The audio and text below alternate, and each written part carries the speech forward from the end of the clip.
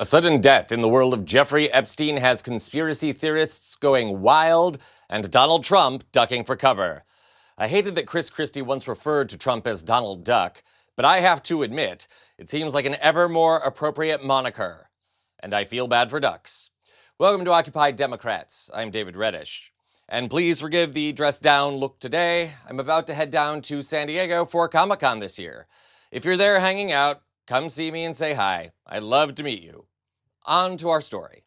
So there's no question at this point that the Epstein Files controversy is quickly becoming one of the biggest scandals in modern Washington history. The more President Taco tries to distract from them, like demanding the Washington commanders change their name or claiming that Obama somehow committed treason, the more desperate he looks and the more the world wants to know. What is he so scared of in those files? Earlier today, Democrat Thom Tillis joined the chorus, giving an impassioned demand for the release of the files. So I did want to ask before we wrap, what does the Trump administration need to do to handle this Epstein saga? Release the damn files. Look, it makes no sense to me. One of two things is true, I believe. Either it's a nothing burger in terms of the evidence we have. Let's separate it from this guy being disgusting and what he did and the systematic trafficking of young people, minor-age people, for sex purposes.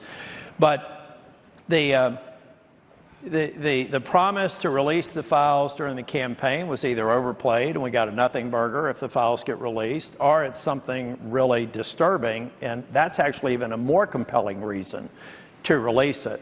And this nonsense of, well, we've got to protect the innocent witnesses, those sorts of things, that's called redaction. We do that all the time. That's sort of a fake or for a bad reason for trying to stop something that you don't want to happen. So I think the files should be released, let the light of day, let the sun shine through. And that's the best way to get past it. Otherwise, if anybody thinks that this is going to go away because the House left a day early or something, it's got to be like those zombies in The Walking Dead. Every time you think you've killed it, another one's just going to come running out of the closet after you. This is going to be an issue all the way through next year's election. Yeah. You want to know the irony to Tillis making that statement?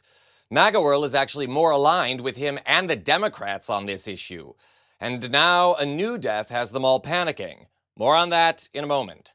Tillis' demands also come on the heel of Jeffrey Epstein's brother Mark resurfacing, and he said this just one day ago. They were very close. They were good friends. Jeffrey used to sometimes tell me things that Donald said that were funny.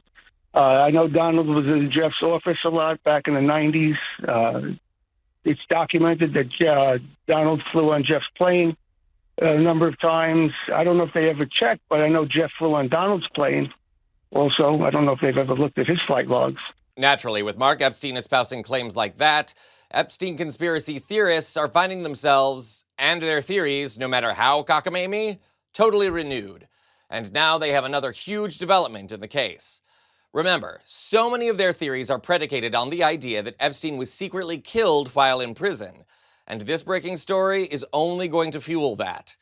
Epstein's longtime defense attorney, Roy Black, was just found dead. Very few lawyers know how to work a courtroom the way Roy Black did.